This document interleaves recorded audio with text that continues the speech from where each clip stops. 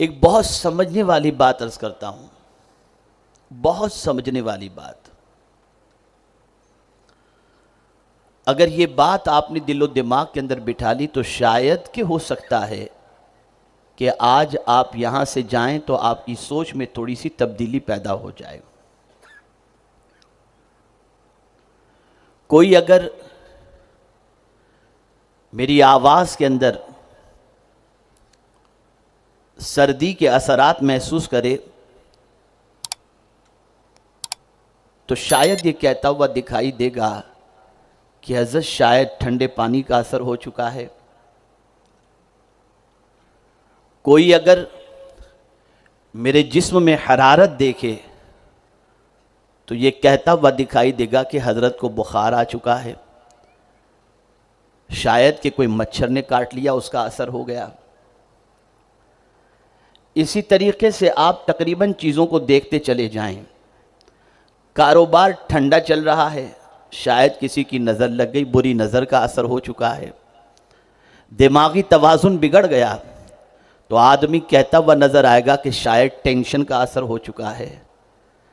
तो मैं आपसे पूछना चाहता हूँ कि जब ठंडी का असर हो सकता है, जब मच्छर का असर हो सकता है, बुरी नज़र का असर हो सकता है, तो क्या नमाज छोड़ने का असर नहीं होगा? क्या गुनाह छोड़ने का असर नहीं होगा? क्या ज़िना करने का असर नहीं होगा? क्या बदकिरदारी का असर नहीं होगा? हम उन सारी चीज़ों के असरात को जब तस्लीम करते हैं तो क्यों ये तस्लीम नहीं करते कि नमाज तर्क करने का भी इंसान की ज़िंदगी पर असर होता है? हम ये क्यों तस्लीम नहीं करते कि रोज़ा छोड़ने का असर भी इंसान की ज़िंदगी पर होता है? हम ये क्यों तस्लीम नहीं करते कि ज़िना के असरात भी इंसान की ज़िंदगी पर होते हैं? लेकिन हमने ये महसूस किया कि इन सारी चीज़ों के कोई भी असरात नहीं। मेरे प्यारे आका सल्लल्लाहु अलैहि वसल्लम के प्यारे दीवानों, ठंडी के असरात हो तो ठंडा पानी छोड़ देते हो, मच्छर काट ले और बुखार का असर हो तो फ़ौरन मेडिसिन इस्तेमाल करने की तरफ बढ़ते हो। अगर कोई ऐसी चीज़ हो जाए कि कारोबार में बुरी नज़र लग गई तो फ़ौरन किसी बाबा को बुला कर के आप उसका इलाज करवाते हो या नज़र उतारने का इलाज करते हो। मैं पूछना चाहता हूँ, कभी नमाज छूट रही है उसका इलाज क्या है ये भी आपने जानने की कोशिश की? कभी ज़िना के दरवाज़े पर दस्तक देने की वजह से हमारी ज़िंदगी तबाह बर्बाद हो रही है, कभी उसके हवाले से उसके असरात को ज़ाइल करने की हमने कोशिश की? तो मेरे प्यारे आका सल्लल्लाहु ताला अलैहि वसल्लम के प्यारे दीवानों, हमारे सीने के अंदर ईमान इतना कमज़ोर हो चुका है कि हर दुनियावी चीज़ के असरात को तो तस्लीम कर लेते हैं, लेकिन नमाज के तर्क करने के असरात को तस्लीम करने के लिए तैयार नहीं। याद रखो ए रसूल आज़म सल्लल्लाहु ताला अलैहि वसल्लम के दीवानों, गुनाहों को भी इसी तरीके से समझते चले जाओ। जिस तरीके से इंसान झूठ को गुनाह तसव्वुर करता है, जिस तरीके से इंसान गीबत को गुनाह तसव्वुर करता है, इसी तरीके से याद रखें तर्क सलात भी इतना बड़ा गुनाह है कि इतना बड़ा गुनाह है, मैंने ये गुनाह की सज़ा इस तरीके से नहीं पढ़ी जिस तरीके से दूसरे गुनाह के बारे में आप देखें। झूठ बोलने वाले पर अल्लाह की लानत है, ज़िना करने वाले के सिलसिले में सख्त वईद है। लेकिन अगर कोई मुसलमान जानबूझ करके एक वक्त की नमाज कज़ा करे तो अल्लाह फरमाता है मैं उससे अपना दस्ते अमान को उठा लेता हूं, फिर वो जिए या मरे, तबाह हो या बर्बाद हो, अमान का हाथ अल्लाह ताला उस बंदे से उठा लिया करता है। जरा सोचो कहां जा रहे हो। रोजाना सुबह को उठकर तैयार होकर के बाहर निकलने से पहले आईने के सामने खड़े रहकर वज़ाक़ता को देखते हो। बाल कहीं ज्यादा तो नहीं बढ़ गए, फौरन शेविंग कर लेते हो। मूछें बराबर हैं या नहीं उसको देख लेते हो। लिबास सही है या नहीं उसको देख लेते हो। इसलिए कि तुम्हारे इस ज़ाहिरी वज़ाक़ता को दुनिया का इंसान देखता है। तुम नहीं चाहते कि उसके सामने जाओ तो तुम्हारा इंप्रेशन गलत हो। मैं पूछना चाहता हूं, दुनिया के इंसान के सामने तुम्हारा इंप्रेशन गलत हो या न हो कोई फ़र्क नहीं पड़ता, लेकिन कभी तुमने ये सोचा अपनी ज़िंदगी में झांक कर कि गुनाहों की वजह से अगर अल्लाह की बारगाह में मैं हाजिर हुआ तो अल्लाह के सामने मेरा इंप्रेशन क्या होगा? इसीलिए कुरान ने कहा वत्तकू यौमन तुरजऊन, जिस दिन तुम अल्लाह की बारगाह में लौटाए जाओगे उस दिन के बारे में अल्लाह से डरो। ऐ रसूल आजम सल्लल्लाहु अलैहि वसल्लम के दीवानों, हालात इतने बद से बदतर बन चुके हैं, एक पाकीज़ा नौजवान तलाश करना हो मुआशरे के अंदर तो मुश्किल होता जा रहा है। दामन गुनाह से आलूदा, दिल गुनाहों की मोहब्बत से सरशार, दिमाग के अंदर गुनाह की गर्दिश, और फिर कदमों का क्या कहना, ये तो फिसलते ही चले जाते हैं। आइए मैं आज कदमों के हवाले से कुछ बातें आपकी समाअतों के हवाले करूं ताकि आप अपने वजूद के इस हिस्से की अहमियत को समझ सकें। आप जरा देखें, अल्लाह रब्बुल इज्जत जल्ल जलालहू ने कुरान मुकद्दस में इरशाद फरमाया, वलक़द मक्कन्नाकुम फिल अर्द, और बेशक हमने तुमको जमीन पर तमकनत ठहराव अता किया।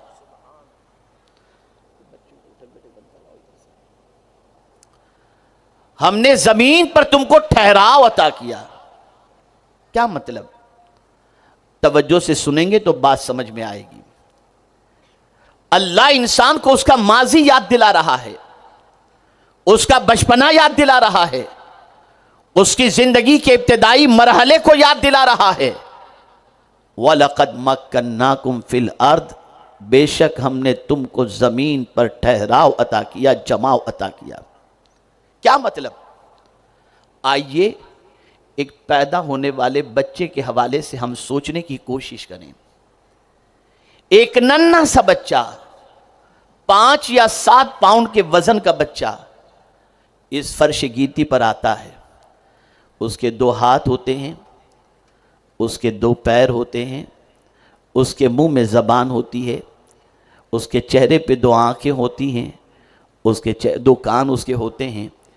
लेकिन उस नन्हे से बच्चे के 2 हाथ भी हैं, 2 पैर भी हैं। पैदा होने वाले बच्चे को ज़मीन पर खड़ा करो, खड़ा हो सकेगा? मुझे आप जवाब देंगे तो मैं समझूंगा मेरी बात आप समझ रहे हैं। पैदा होने वाले बच्चे को ज़मीन पर खड़ा करेंगे, खड़ा हो सकेगा वो? 2 पैर हैं, खड़े होने की ताकत नहीं। इस बच्चे की उम्र बढ़ती जा रही है, मौला इस बच्चे को पाल रहा है, इस नन्हे से बच्चे की परवरिश हो रही है। आहिस्ता आहिस्ता बच्चा 15 महीने का हुआ, 18 महीने का हुआ, थोड़ी सी उसके पैर के अंदर जान आई और वो नन्हा सा बच्चा किसी हद तक खड़े होने की कोशिश करता है। यहां तक कि 2 साल की दहलीज पर जब कदम रखता है तो ये नन्हा सा बच्चा अपने पैरों पर आहिस्ता से खड़ा होता है। मेरा मौला बंदों को याद दिला रहा है, हमने तुमको जमीन पर खड़े होने की ताकत अता फरमाई। ये ठहराव अल्लाह ने अता किया। अब ये बंदा जमीन के ऊपर पहले खड़ा रहता है और उसके बाद आहिस्ता आहिस्ता चंद कदम चलता है। फिर थोड़े दिनों के बाद ये तेज चलना शुरू करता है और फिर यही बच्चा जो पैदा होते वक्त 2 टांगों के बावजूद चल नहीं पाता था, अब जब 15 साल का हुआ तो दौड़ने लग जाता है, भागने लग जाता है।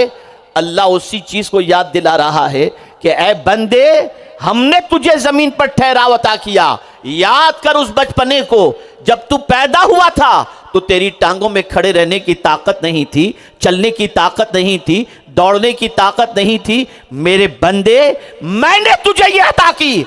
अब बता, इन टांगों पे चल के तू कहां जाता है? क्या मैंने तेरे कदमों में इसीलिए ताकत अता की ताकि तू चलकर गुनाहों की दहलीज पर पहुंच? मैंने तेरे पैरों में कुव्वत इसीलिए अता की ताकि तू इन पैरों के जरिए बुराइयों के अड्डों पर जा। ऐ मुसलमानों, जरा बताओ, जिन पैरों में अल्लाह ने कुव्वत अता फरमाई, उन पैरों पर चल करके कहां आज का मुसलमान जा रहा है? जानते हैं आप, ये पैर कयामत के दिन अल्लाह की बारगाह में गवाही देंगे। यौम तशहदु अलैहिम अलसिनतहुम व अयदीहिम व अर्जुलहुम बिमा कानू यअमलून। कयामत के दिन ये पैर बोलेंगे, गवाही देंगे ये पैर, जो कुछ के इस पैरों के जरिए इंसान काम करता था। आप जरा सोचो, रोजाना रात को अमीरुल मुमिनीन सैयदना फारूक आजम रज़ियल्लाहुल मौला तबारक व तआला अन्हु अपनी चटाई के नीचे से एक दुर्रा निकालते और अपने पैरों पर मार करके फरमाते, ऐ पैर बता आज तू किस रास्ते पर गया था। मुसलमानों, बहुत सारे गुनाहों के इरादों के साथ आज का नौजवान अपने पैरों के बल पर चल करके न जाने कहां कहां चला जाता है।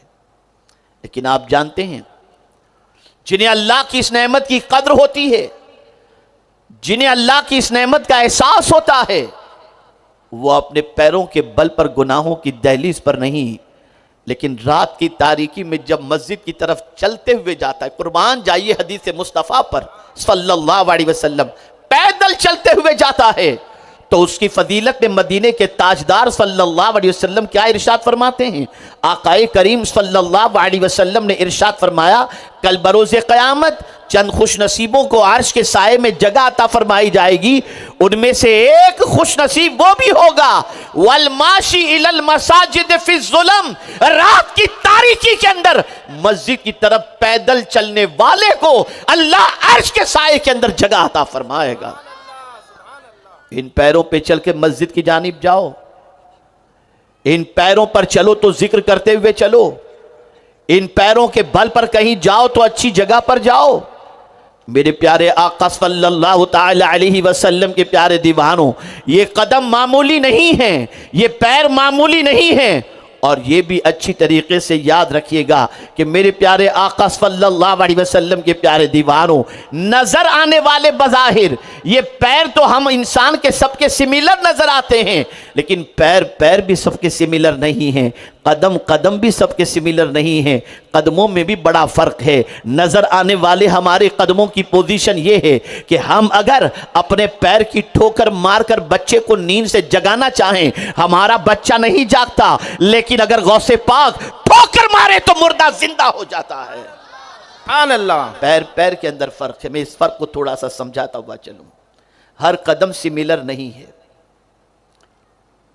आप देखें, आज एक नई बात शायद आपकी समातों के हवाले हो।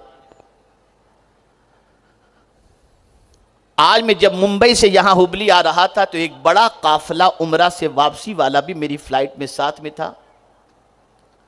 जो भी उम्रा के लिए जाता है, जो भी हज के लिए जाता है, तो तवाफ़े काबा के बाद मकाम इब्राहिम पर 2 रकात नमाज अदा करता है। और उस मकाम को कुरान कहता है वत्तखिज़ू मिन मकाम इब्राहिम मुसल्ला। मकाम इब्राहिम क्या है? हजरत इब्राहिम अलैहिस्सलातु वस्सलाम की खड़े होने की जगह, जिस पत्थर पर खड़े रह करके आपने खाने काबा की तामीर की, उस जगह को मकाम इब्राहिम कहते हैं। जिस पत्थर ने हजरत इब्राहिम के निशान को, कदमों के निशान को अपने सीने पर ले लिया। यह पत्थर कहां से आया? तो हजरत इब्राहिम अलैहिस्सलातु वत्तस्लीम जब खाने काबा की तामीर कर रहे थे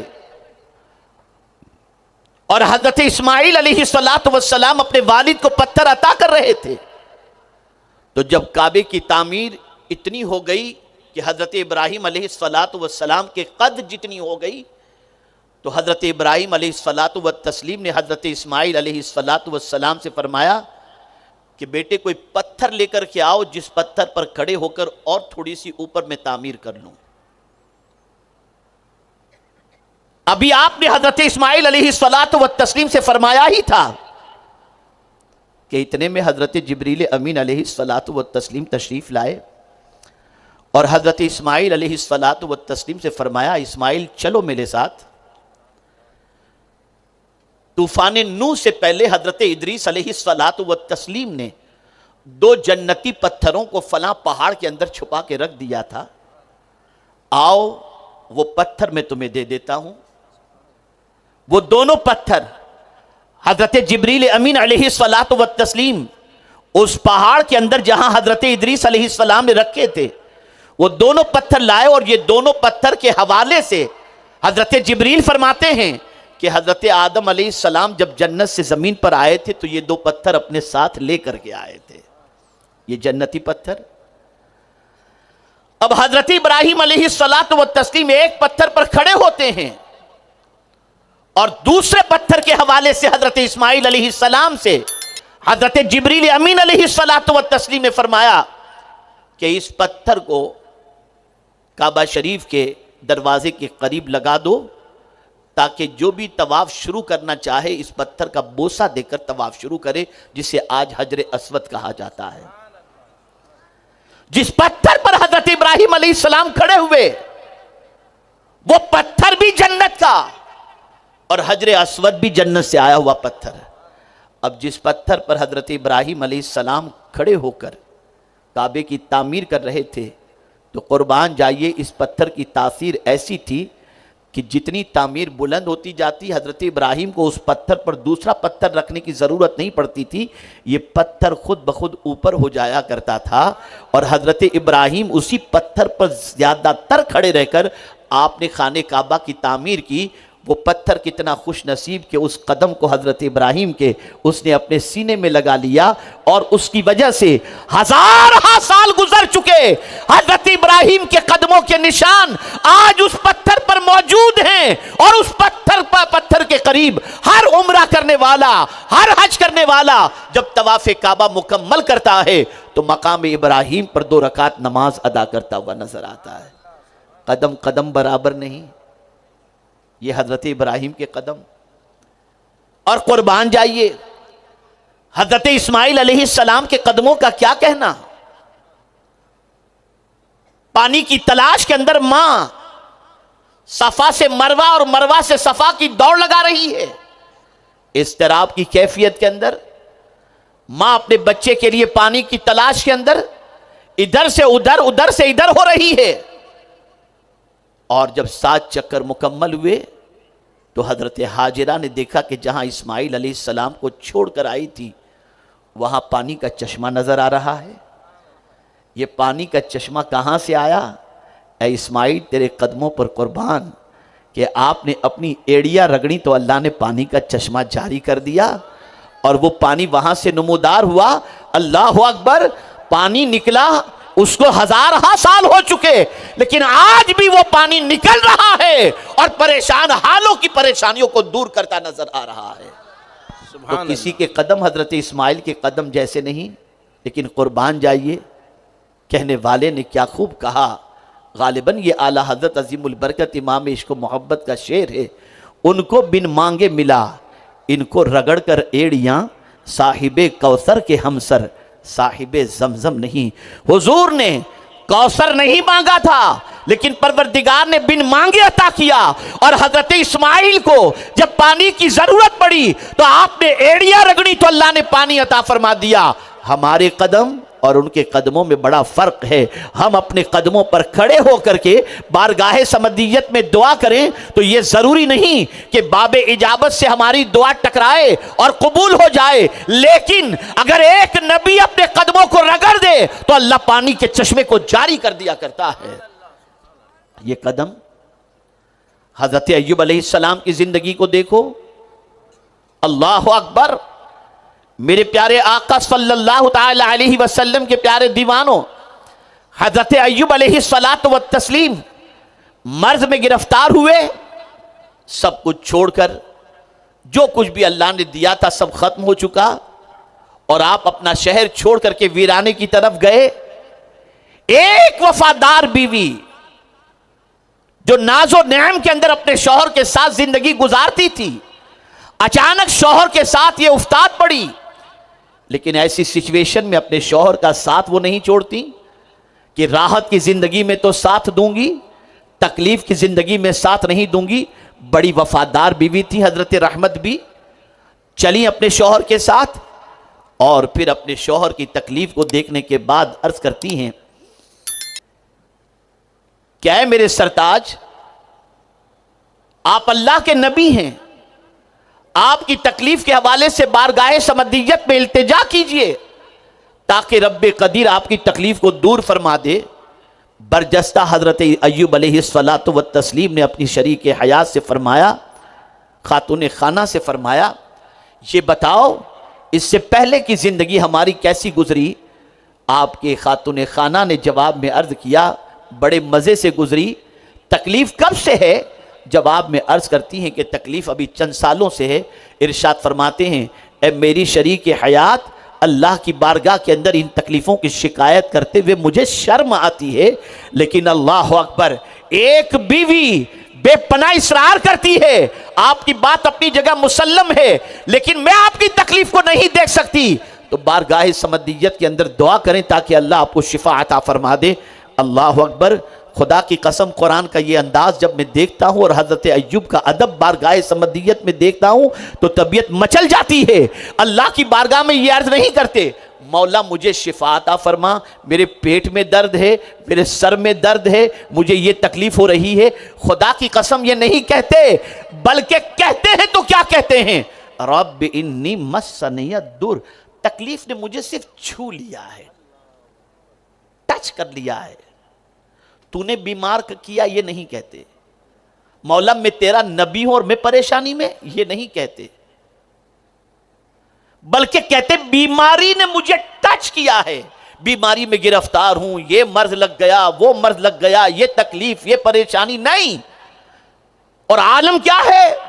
सारे बच्चे शहीद, सारे बच्चे इंतकाल कर गए, सारा माल खत्म हो गया, सारे घर खत्म हो गए, सारे मवेशी मर गए, ये सारी चीजें खत्म हो गई, यहां तक कि आपके जिस्म के अंदर एक मर्ज भी पैदा हो गया।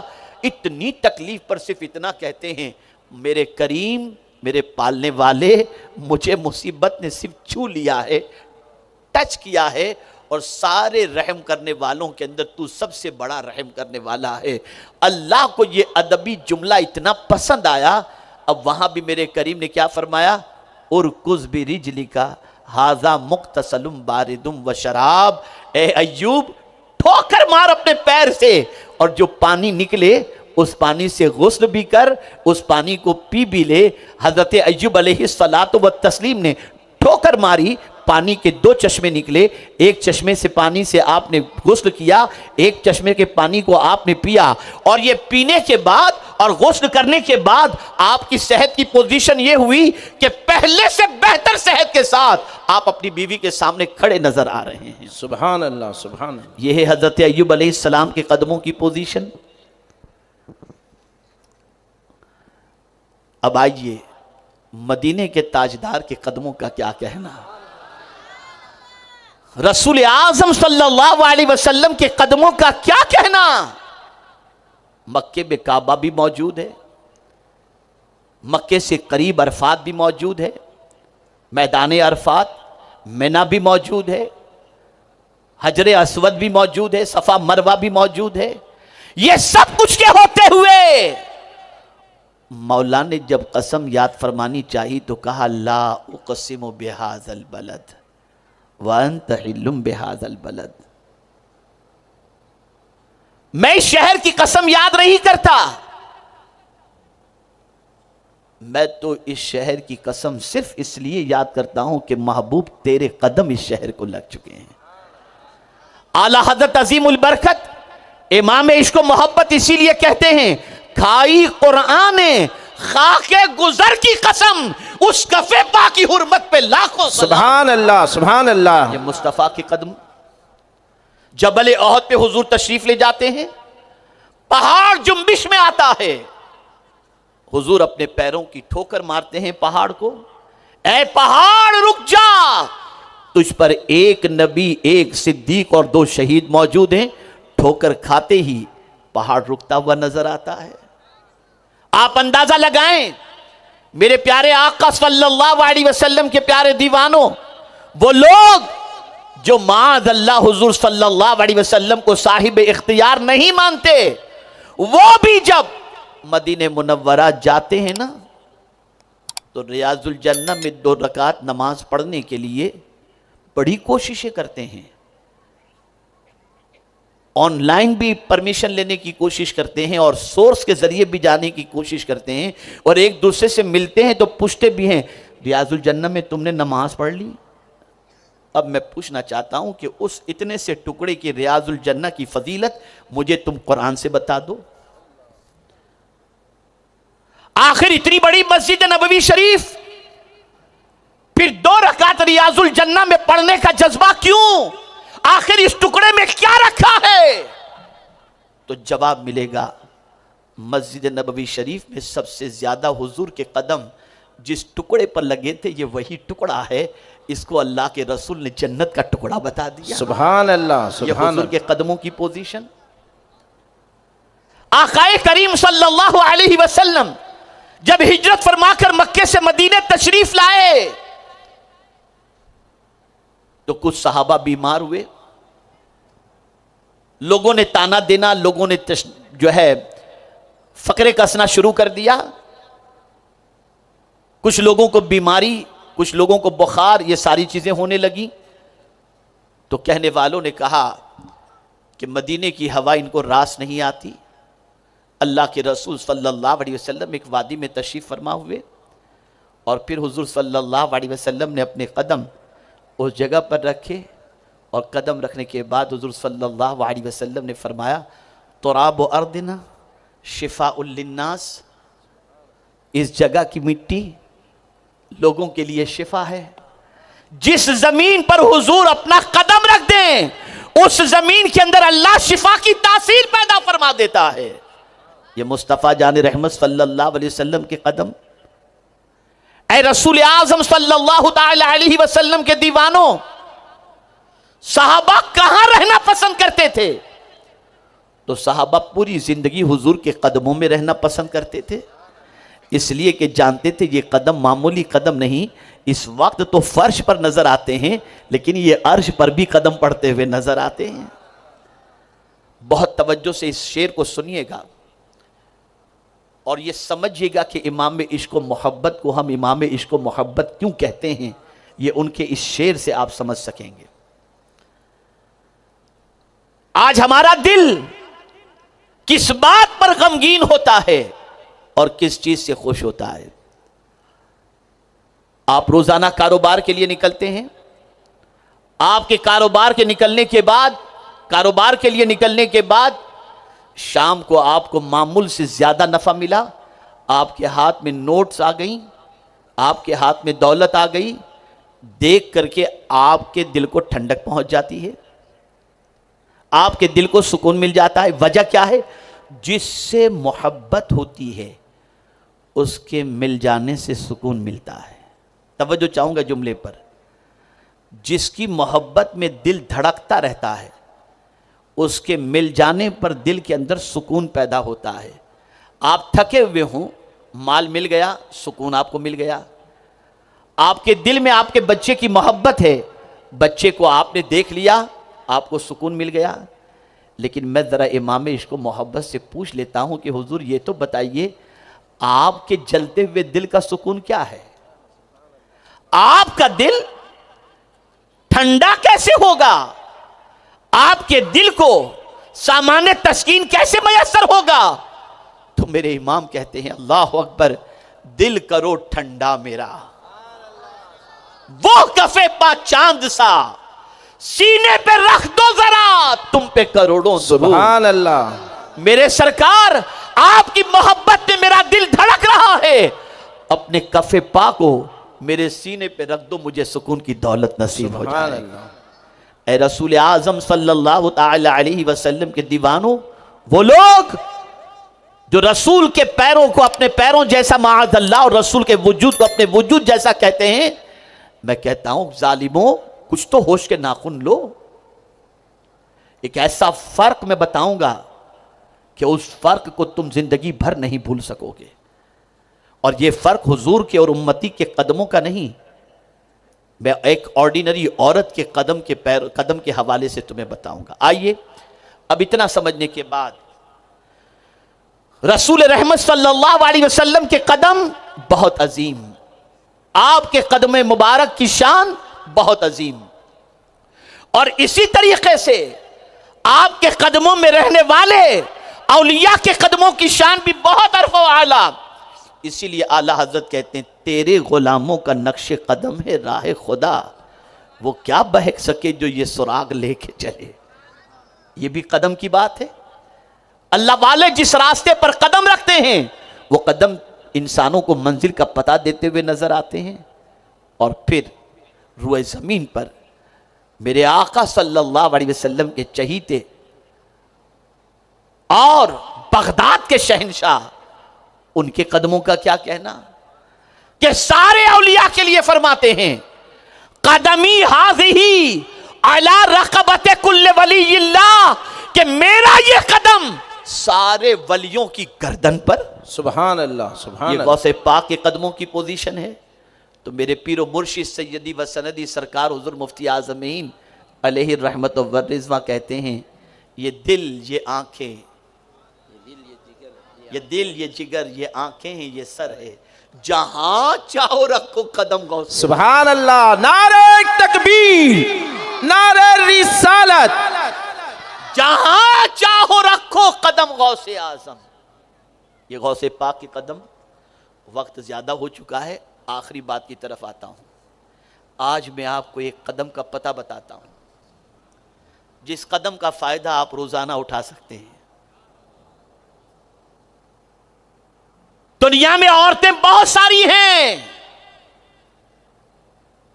लेकिन हर औरत के कदम सिमिलर नहीं।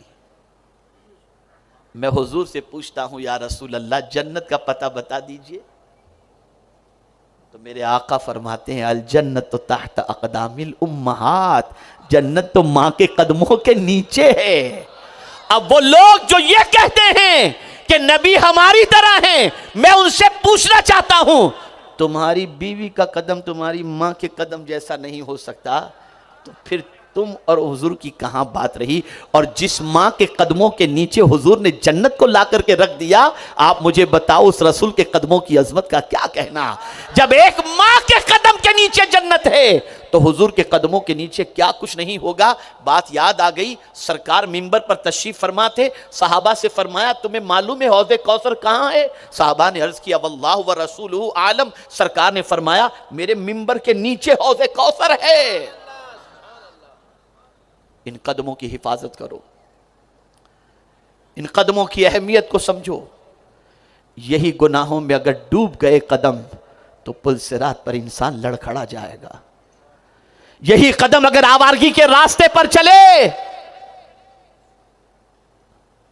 तो दुनिया और आखिरत दोनों तबाह हो जाएगी। आम जुमला लोगों की जबान से आप सुनते होंगे, मैं भी आपको दो चीजों के फिसलने के हवाले से बता दूं। ये दो चीज़ें जब फिसलती हैं ना, तो इंसान तबाह हो जाता है। कदम फिसल गई तो तबाह, और ज़बान फिसल गई तो तबाह। ज़बान का फिसलना भी बड़ा ख़तरनाक है, और कदम का फिसलना भी बड़ा ख़तरनाक है। मौजू की मुनासिबत से एक वाक़या याद आ रहा है, तो अर्ज़ करूँ, हज़रत उरवा इब्ने ज़ुबैर रदियल्लाहुल मौला तबारक व तआला अन्हु, उम्मुल मुमिनीन हज़रत आयशा सिद्दीक़ा रदियल्लाहु तआला अन्हा के भतीजे थे। आपके पैर में आकला पड़ गया। तबीब ने कहा कि पैर काटना पड़ेगा, वरना जहर पूरे बदन पर फैल जाएगा। आपने उसे इजाज़त दी। उसने कहा, मैं आपके होश व हवास में रहते हुए पैर काटूंगा, आपको दर्द होगा। मैं चाहता हूं कि आप थोड़ी सी शराब पी लें, ताकि पैर काटूं तो आपको तकलीफ़ न हो। हज़रत उरवा इब्ने ज़ुबैर ने जवाब में फरमाया, जिस चीज़ को मेरे नबी ने हराम फरमा दिया, मैं उस शराब को हाथ भी नहीं लगा सकता। तबीब ने कहा, मैं ख्वाब आवर कोई गोली दे देता हूँ, उसे खा लीजिए, ताकि आपको गशी तारी हो, बेहोश हो जाए और पैर काटना आसान हो। आपने फरमाया, नहीं, मैं होश व हवास में रहूं और तुम मेरे पैरों को काटो, ताकि मुझे तकलीफ़ हो तो मैं सब्र करूं और मेरे मौला से बेहिसाब अज्र का हकदार बन जाऊं। हज़रत उरवा इब्ने ज़ुबैर के कहने के बाद तबीब ने पैर काटा, पैर काट कर जगह से जुदा किया। आप जानते हैं, हज़रत उरवा इब्ने ज़ुबैर की आंखों में आंसू थे। तबीब ने कहा कि अब रो करके क्या फ़ायदा, इसलिए कि मैंने तो पहले ही आपसे कहा था कि दर्द होगा। अब जब पैर कट चुका, तो अब दर्द के एहसास के बाद, दर्द को महसूस करने के बाद आप क्यों रो रहे हैं? इरशाद फरमाते, तबीब तेरी गलत फहमी है, मैं इसलिए नहीं रो रहा कि मुझे दर्द हो रहा है, ये शुक्र के आंसू हैं, ये शुक्र के आंसू। तबीब को हैरत हुई, पैर काटा गया और इस पर शुक्र के आंसू, अल्लाह अकबर। तबीब ने कहा, उरवा किस बात पर अल्लाह का शुक्र अदा कर रहे हो? हजरत उरवा इब्ने ज़ुबैर ने कटे हुए पैर को अपने हाथों में लिया, उठाया और तबीब से कहा, सुन, ये पैर कयामत के दिन गवाही देगा कि इन पैरों पर चल करके मैं कभी गुनाह की दहलीज पर नहीं पहुंचा। जब भी इन पैरों पर चल करके मैं गया हूं, नेकी के रास्ते पर गया हूं। पता चला ये पैर कयामत में गवाही देंगे। आप नहीं जानते, आप जितना चल करके यहां पर आए, जहां जहां आपके कदम पहुंचे, जहां जहां आपके कदम लगे, वहां का जर्रा जर्रा कल बरोज़े क़यामत गवाही देगा कि ये दीन सीखने के लिए गया था। खबरदार, खबरदार, जिन पैरों में अल्लाह ने ताकत और कुव्वत अता फरमाई है, उन पैरों पर चलकर कभी ऐसी जगह न जाना जिस जगह पर जाने के बाद दामन गुनाहों से आलूदा भी हो जाए, और ये पैर जिसे कयामत के दिन अल्लाह गवाही की कुव्वत अता करे तो वही हमारे खिलाफ गवाही देने लग जाए। याद रखो, हमारे पैरों में ताकत अल्लाह ने अता फरमाई, हमारे पैरों में कुव्वत अल्लाह ने अता फरमाई, ताकि इन पैरों के जरिए हम अल्लाह अज़्ज़ व जल्ल की इताअत की तरफ बढ़ें, दीन सीखने की तरफ बढ़ें, मखलूक खुदा की खिदमत की तरफ बढ़ें। इन पैरों पर खड़े होकर अल्लाह की बंदगी करें ताकि पुल सिरात का सफर हमारा आसान हो जाए। ए रसूल आजम सल्लल्लाहु अलैहि वसल्लम के दीवानों, हजरत फारूक आजम रोजाना रात को अपने पैर पर दुर्रा मारकर पैर से पूछा करते थे, जिंदगी में एक बार हम भी तो पूछ लिया करें कि ऐ पैर तू किस रास्ते पर चला था। लेकिन हमारे पास तो इतना वक्त कहाँ है, हम तो अल्लाह की दी हुई इन सारी नेमतों का उन्हीं कामों में इस्तेमाल करते हैं जिन कामों के खिलाफ अल्लाह ने हमें, जिन कामों से बचने का हुक्म दिया, और जिन कामों के लिए अल्लाह ने ये सारे अज़्व अता फरमाए, ये सारी नेमतें अता फरमाई, उन कामों के लिए बंदा अपने पैरों का और हाथ का और निगाहों का इस्तेमाल नहीं करता। बदलो अपनी सोच को, बदलो अपने अफकार और नज़रियात को।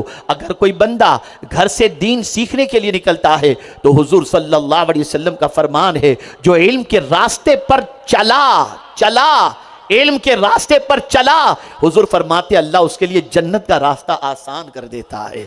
चलो इल्म के रास्ते पर चलो, दीन सीखने के लिए चलो, अल्लाह अज़्ज़ व जल्ल की बारगाह में हाज़िरी के लिए चलो, अल्लाह वालों की बारगाह के अंदर हाज़िरी के लिए। गुनाहों की तरफ बढ़ना छोड़ दो, बुराइयों की तरफ जाना छोड़ दो। और मैं यकीन के साथ कहता हूं, अगर हमने अपने पैरों की हिफाजत की, यही पैर पुल सिरात पर लड़खड़ाने की बजाय तेजी के साथ बिजली की तरह पुल सिरात का सफर तय करेंगे। अल्लाह रब्बुल इज्जत जल्ल जलालहू आकाए करीम रऊफ़ रहीम अलैहि तहिय्यतु व तस्लीम के सदक़ो तुफ़ैल हम सबको अल्लाह और उसके रसूल की इताअत की तौफीक नसीब फरमाए।